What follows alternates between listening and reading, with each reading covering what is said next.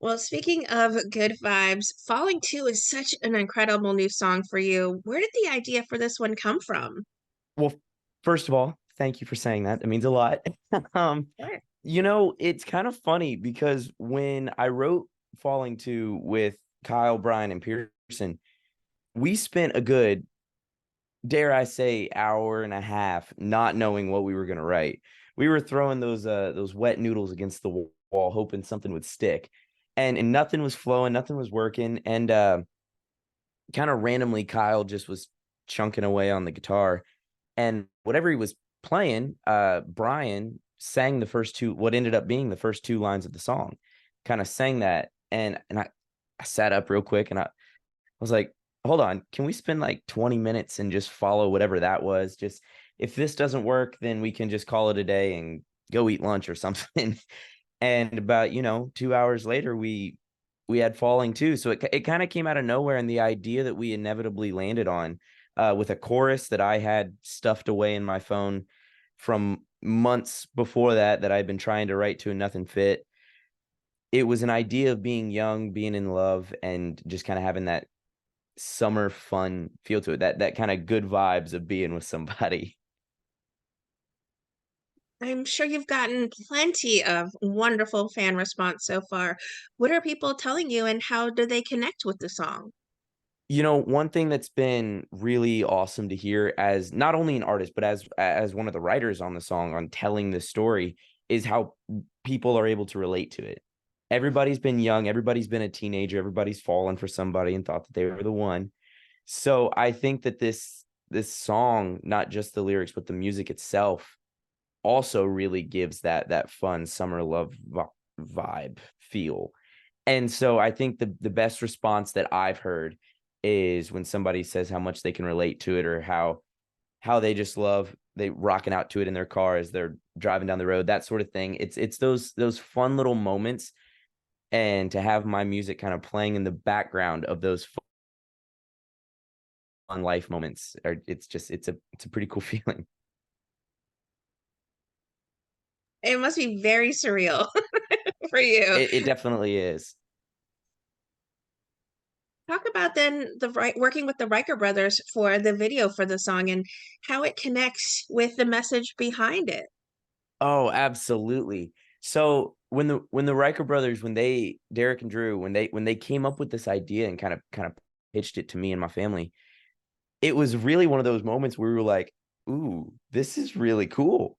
Because the whole video is me writing the song, performing the song, and going through my daily life singing it. And it's obvious that the person that I'm singing about is stuck in my head, like the song says. And I'm just kind of tangled up and lost inside of those feelings. And so that was when they kind of pitched that idea. They were like, we have this friend who's got this really cool house in LA, and I think it'll be real fun to film it.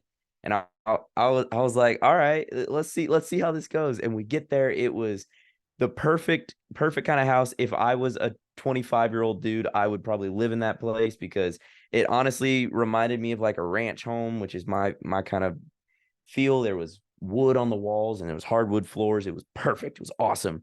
It made tons of noise when I walked around on it in my boots. And it flowed so well with the story. It really tells the story of the song, I think. I mean, you never have to listen to me talk about the song, and just you can watch the video with the sound off, preferably not, but if you do with the sound off, you'll be able to understand what the story is, I think.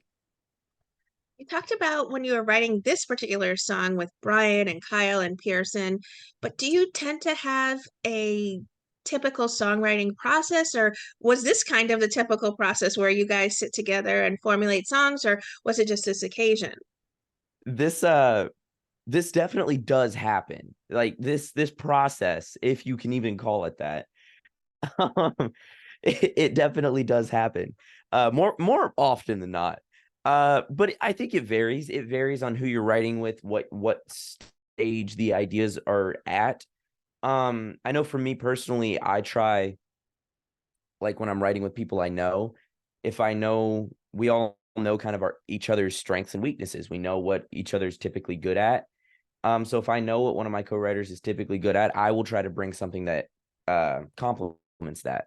So if someone's really good at lyrics, I'll try to bring a really cool progression, a cool melody, something like that. Somebody's really good at melodies, I'll rack my brain for some hooks or a verse to get us started on a story to tell.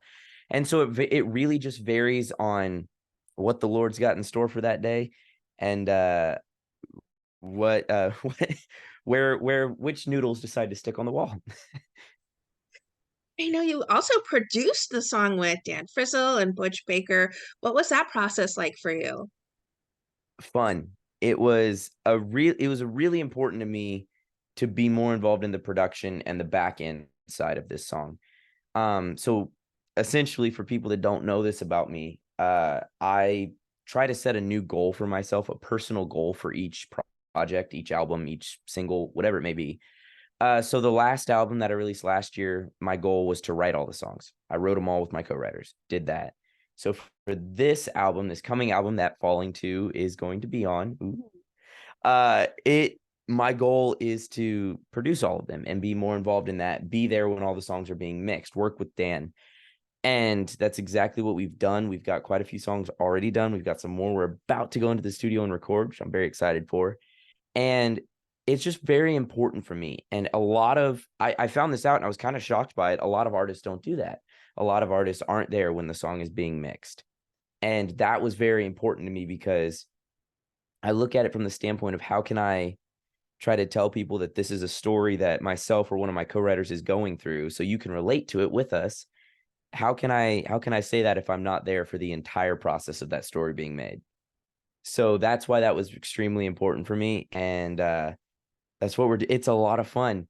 And I will never, ever take for granted having Dan and Butch right there with me, because Butch is one of the best producers I've ever worked with. And Dan is the best producer and audio engineer I've ever worked with just his knowledge of music and how he hears things. And so to just kind of shadow him and get to work with him, I'm extremely blessed and very, very thankful and grateful. You touched or teased, I should say, a little about some more music to come. So there is a full album, or is there an EP in the works?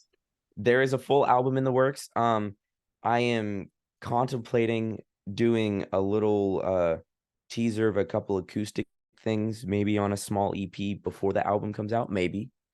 Uh, if I don't do that, those acoustic versions will still be released after that. Um, but there is a full album that is in the works. Right now I'd say I'm gonna say we got about 8 songs that are gonna be for sure on there, and I like to leave at least two open spots, because what happened on the last album is I ended up I wanted 12 songs on it, and I ended up writing 2 songs within 1 week that both fit me, and so we ended up having 13 songs because there was just that extra one that popped up and it fit me. And so I, from here on out, will be leaving two spots to the last minute, down to the wire before the last recording session, to give me the possibility that a song might come out of nowhere that is just right for that album, and has enough of me connected to it that I feel like I have earned the right to sing it. I have to ask then, who are some of your dream collaborations? Oh my goodness. That's such a good question, and that's such a difficult question. I'm inspired by a bunch of different people, so if we were to go down the list of people I would love to work with, we'd be here for 2 hours talking about that. And we really would be. I mean, I grew up listening to country and then pop and jazz and Americana and folk and indie, everything, rock. I would love to work with Dave Grohl and the Foo Fighters. I absolutely love Foo Fighters. Even though this isn't possible, I wish that I could have collabed with like Frank Sinatra. I love Frank Sinatra so much. Ed Sheeran's a big inspiration for me. I would love to work with my friends like Sabrina Carpenter, Miranda Lambert. I think would be an amazing collab. She's such an amazing songwriter, an amazing singer. So I would love to get to work with her. Chris Stapleton. I mean, there's so many people that I'm inspired by. All of these people have inspired not only things I've written for myself, but things that I've written for other people and songs that I'm pitching to other artists and things like that. And so there's so many different inspirations there, and people that maybe one day, if I could do like what Ed Sheeran did, where he had his collaborations album where he did songs with everybody, maybe one day, if everybody, I'm in that same conversation with those people, that would be a little bit crazy. But if it ever happens, maybe I'll do just like a big collab album with all of the people that I love, everybody from Eminem to Miranda Lambert. Anything is possible if you put it out there. Exactly. Anything is possible. You have been so wonderful on our screens as well as making music. Do you have Thank any you. plans to come back and step in front of the camera? Of course, once things flesh out with the writers and the actor strike. Absolutely. I'm still doing some acting stuff. I actually am actively doing voiceover work for Nickelodeon, uh, because they have a separate contract with SAG, so I'm able to actually keep working for them, which is a very amazing blessing. I love doing voiceover work. I do plan to keep doing that. COVID threw a big wrench in that, and it really gave me a chance to focus on music and write a lot of songs. And so that's what I've been doing lately, as of late, to sound more professional. Ooh. But I am still very, very active in the acting world. I was just actually, I think I can talk about this. I was just elected to the Nashville Board of Directors for Nashville's office for SAG-AFTRA. So that was a very cool achievement, and I'm very excited to be able to talk more about that and kind of be able to help my actors get this strike over with so that we can all get back to work and start providing for our families. That's amazing. And you're so young, very inspiring. And it's a great way for you to get active and involved in the industry that you love so much and have been a part of for, my gosh, since you were a little I bit littler than you are now. Absolutely. I've been very fortunate. I've been a member of SAG since I was 4 or 5, and I want to be able to help all of my fellow actors, and I I'm very excited. You mentioned that, like, I'm young, and absolutely, and I see that, and I saw that. That's why I ran with some support with some amazing friends for the board, because I am young, and there's nothing wrong with a set of fresh eyes, and there's nothing wrong with being able to just look at things from a different perspective. That's how, if you want your voice to be heard and your opinion to be heard, don't just post about it on Twitter or Instagram. Actually go do something about it.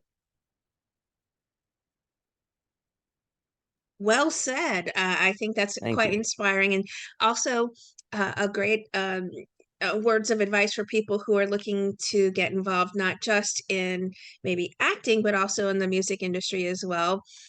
Do something, make your voice heard as well. So I think that's great advice for any industry actually you're looking to get Ab- into. Absolutely. The way I look at things like that, when it comes to even just going up to somebody that is a big executive in the music world, introduce yourself. I've got a song I'd like to pitch to you, and to pitch to one of your artists. I mean, the worst they can say is no, but they've got your name in their head. And the way I look at it, if when it comes to pitching like songs to artists, I send it and I'm like, all right, I would like to send it to this group of people. I see all these people are cutting right now. I'd like to send it to all of them. Worst they can say is no, but whoever hears it on behalf of that artist, they have that song in the back of their head, and they might hear another person and say, I heard this demo that I think would sound right for you. So the worst thing you can do is hear the words no. That's it. That's all it is. And all those failures, all those lows make those highs feel so much better. They say you miss 100% of the shots you don't take, right? Absolutely. I saw that you were at the Opry the other day. Do you have any other live performances coming up for this song and any of the other songs you've been busy working on? Absolutely. I am counting down the days until the ultimate goal for me of performing at the Grand Ole Opry happens. I'm praying for that day so much. Uh, I I'm playing all over Nashville over this the rest of this year, And for people that are in the area and would like to come and listen to me, all of my dates, all of my performances are regularly updated on my website, jetjurgensmeyer.com. You can go to the tour section, look at all of them. So that is really kind of what I've been up to lately, getting to perform at the Bluebird Cafe again, which is in Nashville. That was so awesome. And it's There's such a poster a behind you. there's a Bluebird poster right there. I'm amazed that you actually spotted that. That is actually from the first time I ever went to the Bluebird Cafe with my parents to watch one of my friends, Scott Reeves, perform. And on that poster, we have Scott's signature. We have my amazing super close friend David Seeger and my amazing super close friend JP Williams, along with Jeremy Bussey, who David, JP, and Jeremy were all in the round that I just did at the start of this month at the Bluebird. And so that thinking about that I met them on July 31st of 2019. I'm looking at the date in the top, and I got all their autographs. And now in 2023, I did a round with them at that same place. That's bizarre to think about. And if I do not scream my thanks from the rooftops, then I'm not doing something right. The world works in mysterious ways, Jet. Seriously, it does. It's bizarre. What would you like to say then to everyone who are fans and supporters, not just of the wonderful work you do on our screens, but of the beautiful music you make? It doesn't do it justice, but thank you. There's not a way you can't. I can't say thank you loud enough or smiling enough to make it really have the impact that I wish it would. But thank you, because it is because of all of y'all that I get to do what I love every single day. It's everybody that's got the little kids that's watching my animated shows on Disney and Nickelodeon, and all the adults that are watching, Last Man Standing or Ozark or all the people my age that are listening to my music. It's because of all of them that I'm able to do this. I'm able to be here with you. If it wasn't for them, I would not be here. I I would still be writing songs. I'd still be performing, just in a lot smaller places and a lot less. So I can't thank you all enough, because there's a lot worse jobs that I could be doing. So I will not be complaining about what I'm able to do every day.